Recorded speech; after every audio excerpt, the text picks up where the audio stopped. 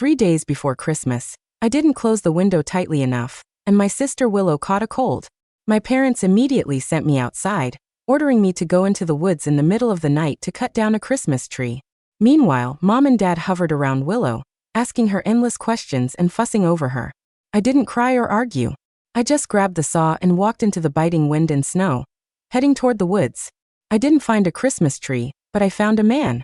His leg was trapped between two rocks, badly injured and frightening to see.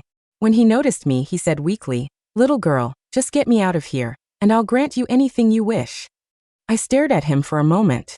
"Really? Then I want you to be my dad." The words had barely left my mouth when he passed out. After hesitating, I pulled him free and managed to bring his unconscious body back home. Just as I was about to tell my parents what had happened, my father struck me across the face. "Where's the Christmas tree?" he demanded. "Christmas is almost here. How are we supposed to celebrate without one?" Mom frowned, looking me over with clear displeasure. "Who is this man? Why did you bring him back?" I tried to explain that in this weather, if left outside, he could freeze, especially with his injuries. But Willow suddenly ran over, pointing at the bracelet on his wrist. "Wow, that bracelet is so pretty. I want it." Willow was the family's little princess. Whatever she wanted, Mom and Dad always agreed. Sure enough, Mom reached out and tried to unfasten it.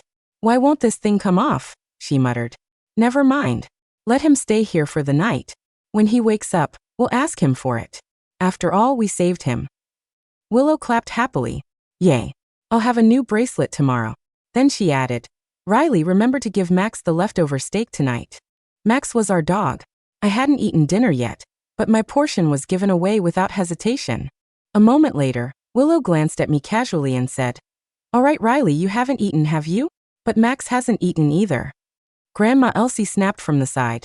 "She doesn't need to eat. She couldn't even get a Christmas tree. What use is she?" She tossed a dishcloth at my face. "Go wash the dishes." The man finally woke up and slowly opened his eyes. Willow immediately said, "I saved you, so you have to repay me. I want that bracelet." Without hesitation, the man removed it and placed it on her wrist. "My name is Matthias Blackwood," he said. "My friends and I had an accident while on vacation. Thank you for saving my life." I looked at him, hoping he would realize I was the one who had saved him. But his attention stayed on Willow, as if I didn't exist. My hands clenched, and then slowly relaxed. It was always like this. Everyone cared only about bright, lively Willow. No one ever noticed quiet, plain me. After Willow left to walk Max, Dad waved impatiently. "If that's the case, have your friends come get you. It's almost Christmas. You're just in the way." Matthias apologized and said he couldn't reach his friends yet. He promised to transfer money once he returned home, and that was how he ended up staying with us temporarily. Grandma Elsie glared at me. "This is all your fault. No Christmas tree, and you brought trouble into the house." Later, I quietly poured a bowl of mushroom soup for Matthias. It was meant to be my dinner, but I gave it to him anyway. That night, my parents told Matthias to sleep in the storage room.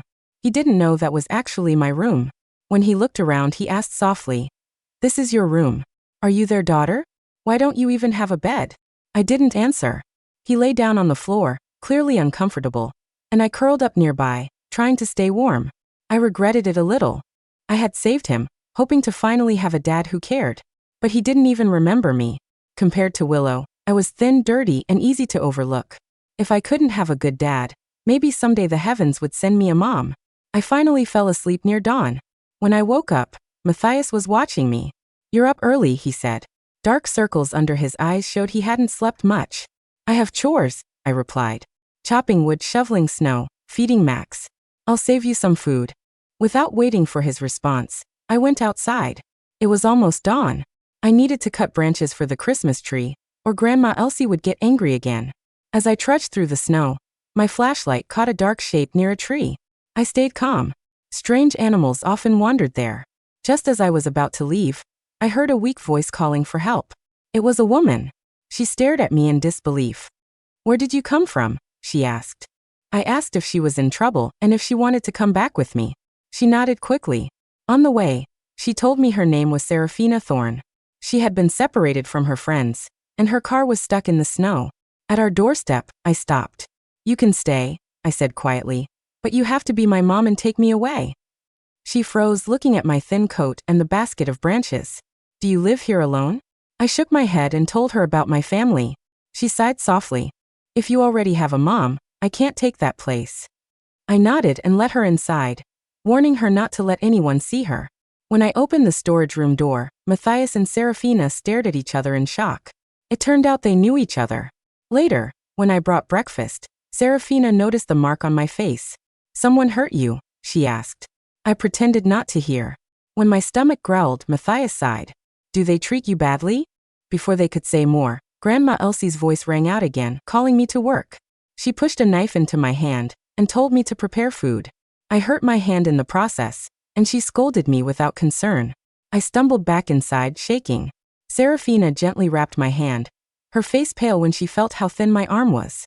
Outside, I heard my parents laughing with Willow, talking about taking pictures in the snow. Where's Riley? Someone asked. She's used to the cold, my mother replied. She can guide us. Why bother? My father said.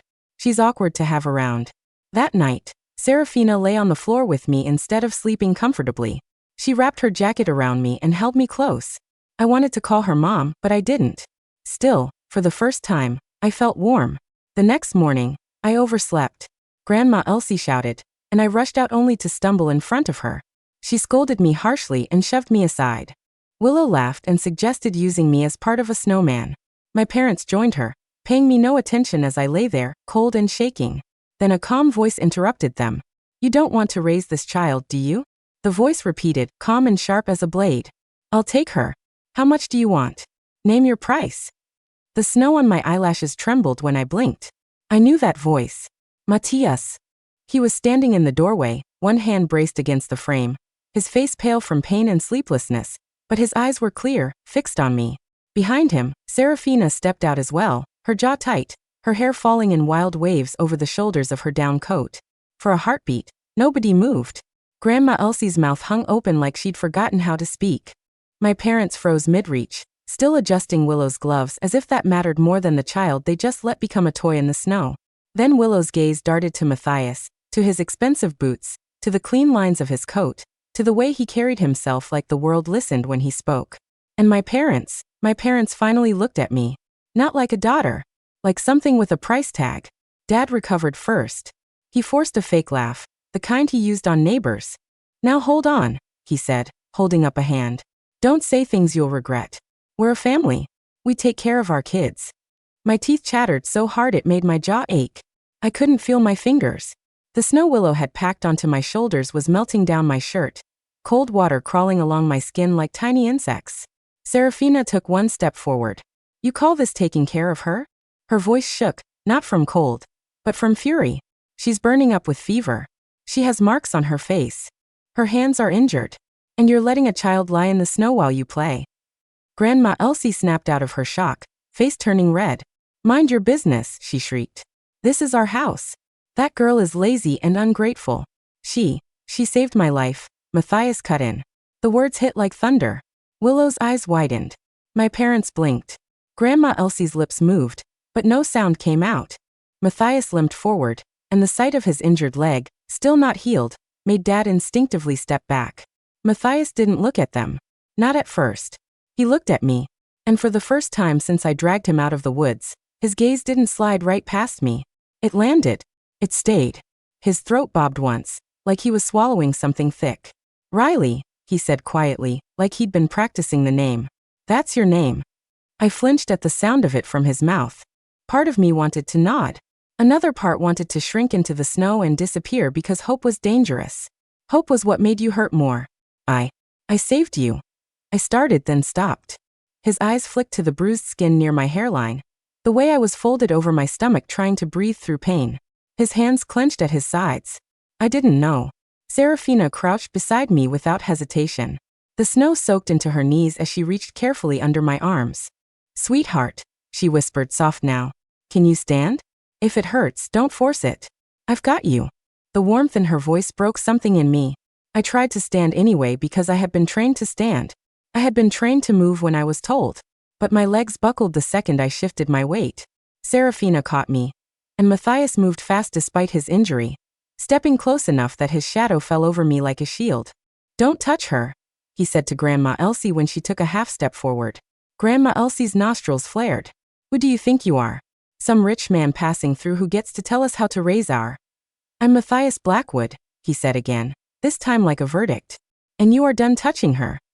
Dad's eyes flicked, calculating. Blackwood, he repeated, as if tasting the name.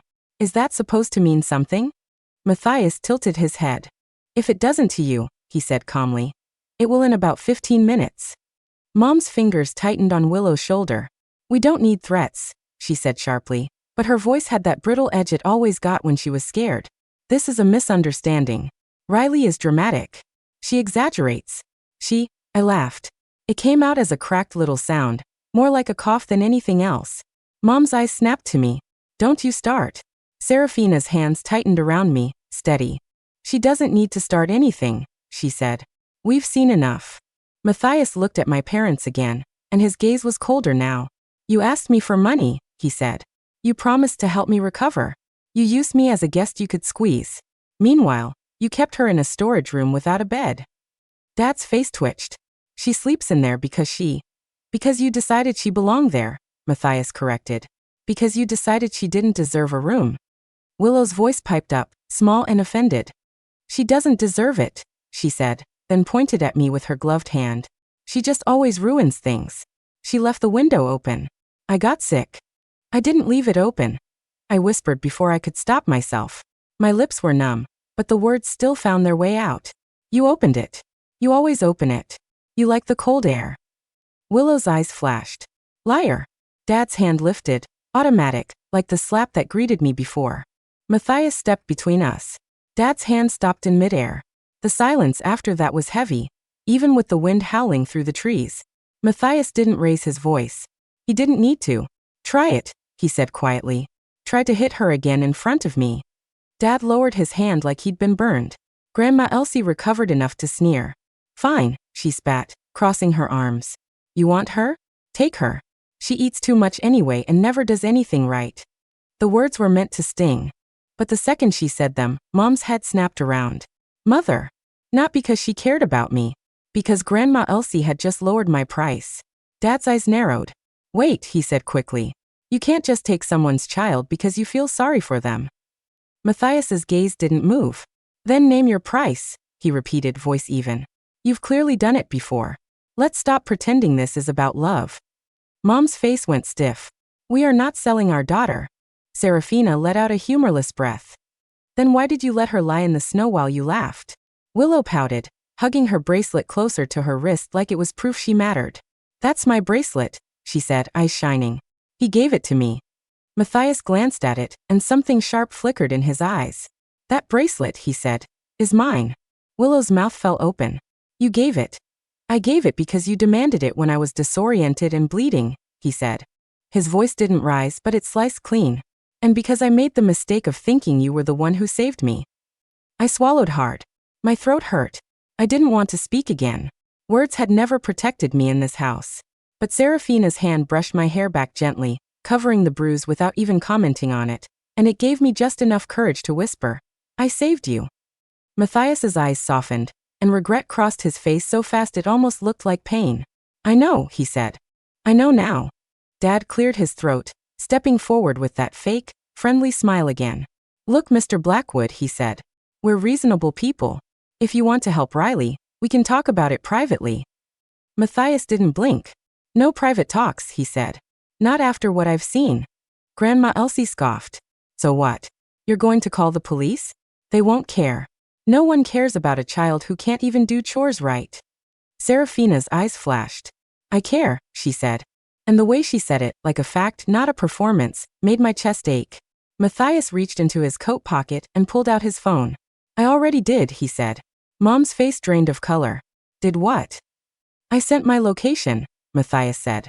And I sent a message with the name of the nearest station. My security team is on the way. And yes, law enforcement too. Dad's expression cracked. Security team? Matthias looked at him the way you look at something you don't respect. You really don't know who I am, he said almost softly. That's unfortunate for you. Wind whipped through the yard, tossing snow into little spirals. Somewhere in the distance, Max barked, frantic, like he could sense the shift in the air. Willow's eyes suddenly filled with tears, not from sadness, panic. Mom, she whispered, clutching her bracelet. Is he going to take Riley? Mom's hands fluttered uselessly. No, she said quickly. Of course not. Nobody is taking anyone. Riley, get up. Stop this. You're embarrassing us. I tried. I really tried. But my body was tired in a way that went deeper than sleep. It was tired in the bones. Serafina lifted me carefully, one arm around my back. She's not getting up for you, she said. She's coming with us. My parents stared. Grandma Elsie's lips curled. And where are you going to take her, huh? You two show up out of nowhere and claim her? You think a child can just… Yes, Matthias said. Ido.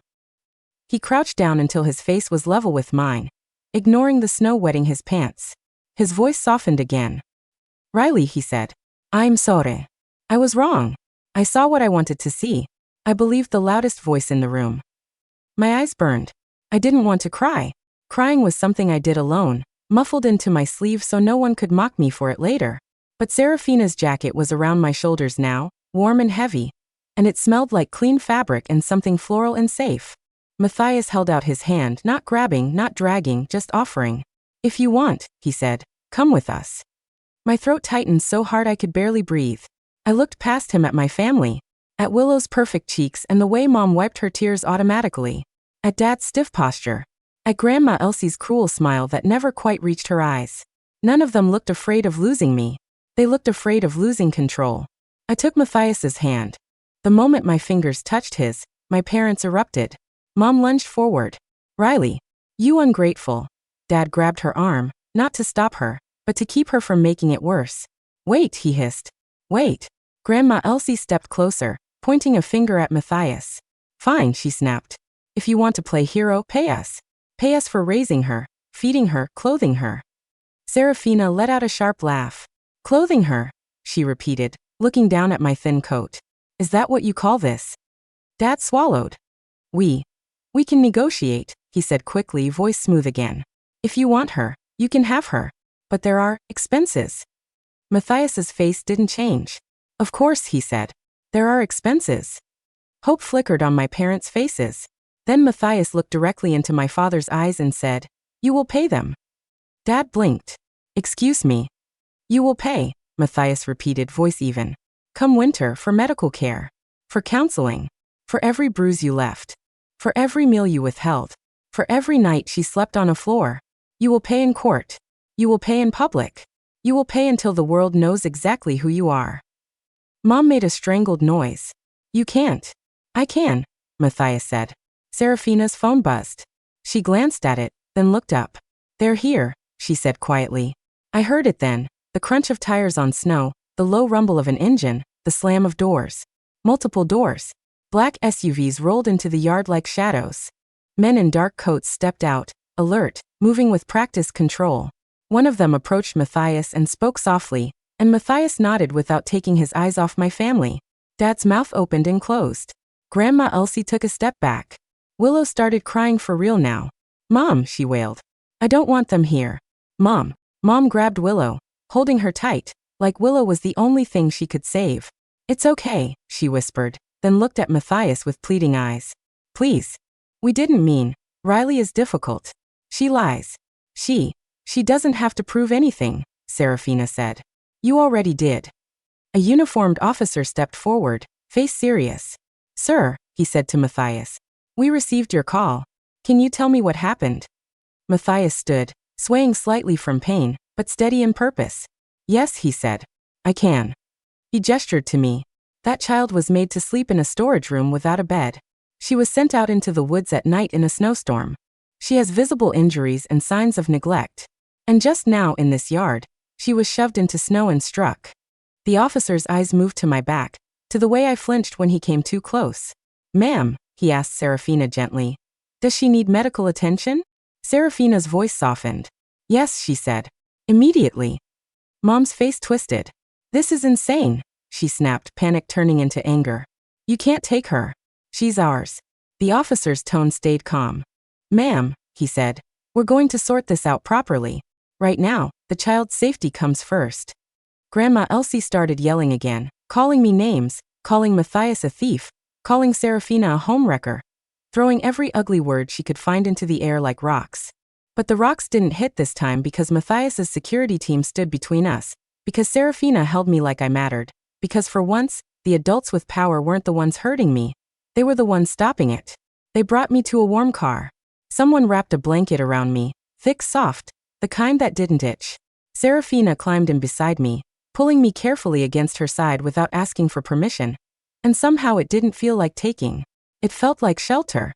Matthias leaned into the open door. Snow clung to his hair. "Riley," he said, voice low so only I could hear. "I'm not leaving you here. I swear it." I stared at him, my teeth still chattering. "You said you'd grant me anything," I whispered. His eyes tightened. "I did," he said. "So," my voice broke on the word. "So you have to." Something like a smile crossed his face, but it was sad too. "Then I will," he said. "I'm going to be your dad if you'll let me." My chest squeezed so hard I thought I might stop breathing. I didn't answer right away, because answers were dangerous. But Serafina's hand found mine under the blanket, warm and steady, and she didn't say a word, just stayed. And for the first time in my life, I let myself believe that maybe the universe had heard me in the woods. The hospital smelled like disinfectant and warm air. The lights were too bright, but the bed was soft and no one told me I didn't deserve it. Doctors checked my fever. They cleaned my hand gently. They put warm packs on my fingers and murmured about frostbite like it was a problem to solve, not a punishment I had earned. A nurse tried to make me smile. Serafina sat by the bed the whole time, rubbing my hair in slow strokes like she'd done it 1,000 times. Matthias talked to people on the phone outside the curtain. His voice was controlled, but I could hear the edge under it, like a storm kept behind a door. When he came back in, he looked exhausted. He sat down carefully, legs stretched out, and took a breath. "They're going to ask you questions," he said quietly, meeting my eyes. "Not to scare you. Not to blame you. Just to understand." I swallowed. "I don't want to get in trouble," I whispered. His face softened. "You're not in trouble," he said. "You never were." Serafina's voice trembled, barely above a whisper. "Riley," she said, "what happened to you isn't your fault." I didn't know what to do with that sentence. It felt too big for my hands. So I stared at the blanket and whispered, "If I say things, they'll hate me."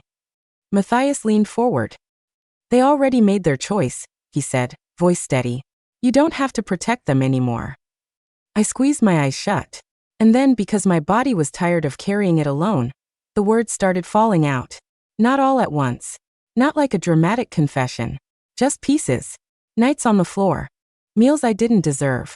The way Grandma Elsie's voice could turn a whole house into a cage. The way Mom and Dad looked through me like I was glass.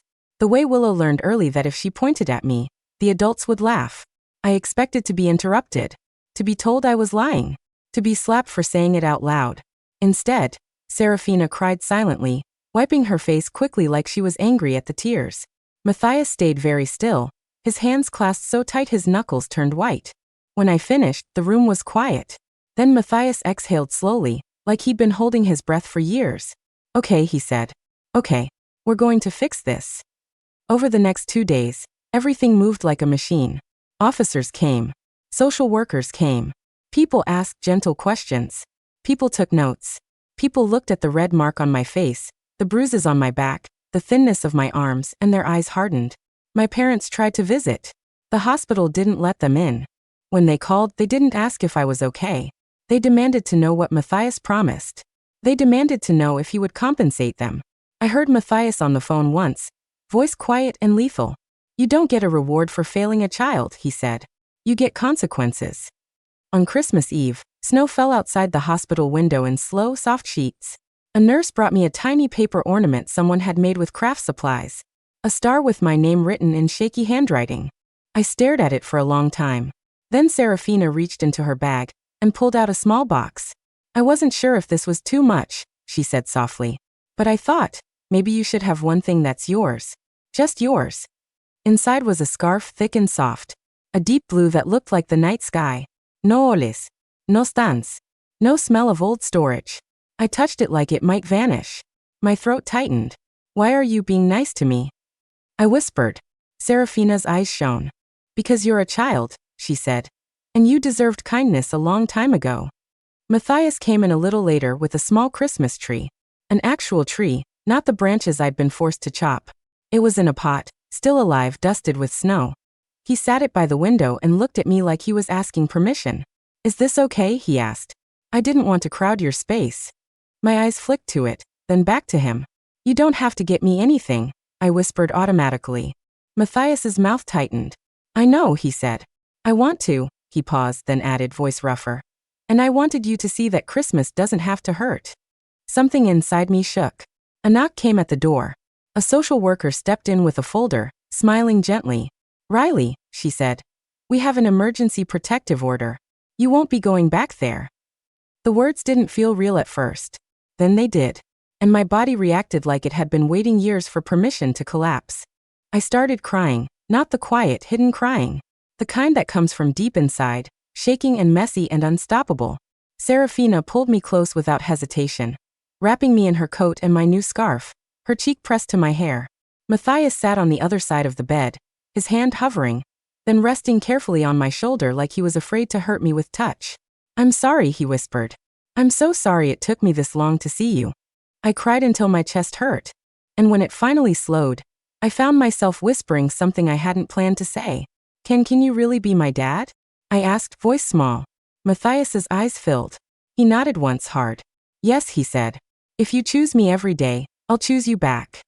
Serafina's voice trembled, barely above a whisper. And if you ever want, she added, I can be someone safe too. Not replacing anyone. Just here. I swallowed, staring at the little tree by the window. At the snow falling like the world was trying to be gentle for once. Then I whispered the word that had been stuck in my throat since the woods. Mom. Serafina froze, then slowly, like she was afraid to scare it away, her arms tightened around me. Her breath hitched. I'm here, she whispered. Matthias looked away, wiping his face quickly like he didn't want me to see. Christmas morning, I didn't wake up to yelling. I woke up to warmth. To the smell of something sweet. Hot chocolate, Serafina said, with tiny marshmallows floating like clouds. Matthias sat by the window looking at his phone, jaw tight. When he noticed I was awake, his face softened instantly. How do you feel? He asked. I blinked, testing my body. My fever was lower. My hand didn't throb as much. My chest still felt heavy, but it wasn't just fear anymore. I don't know, I admitted. Matthias nodded. That's okay, he said. You don't have to know yet. Serafina sat on the edge of the bed and tucked the blanket around me like it was normal, like she'd been doing it my whole life. After you eat, she said softly, we're going to a place where you can rest. There's a room with a real bed, and you can sleep as long as you want. A real bed? I didn't trust myself to respond, so I just nodded. Outside, the world was white and bright and quiet. And somewhere far away, in a house that had never been a home to me, I knew my parents were probably angry about money, about embarrassment, about losing the easy target they built their little kingdom on. But for the first time, their anger didn't reach me, because there were adults in my world now who didn't look at me like a burden. They looked at me like a child. And when Matthias leaned forward and asked, Riley, do you still want a Christmas wish? I swallowed, voice shaking. Yes. What is it? He asked. I looked at the tiny tree by the window, at the scarf around my neck, at Serafina's hand resting over mine like an anchor. Then I whispered, I want to never go back. Matthias's eyes hardened with promise. You won't, he said. Not ever again. And in that moment, with snow falling softly outside and warmth surrounding me inside, I realized something I hadn't let myself imagine before. Sometimes when you ask the universe for a family, it doesn't send you perfect people. It sends you people who choose you. And that choice can change everything.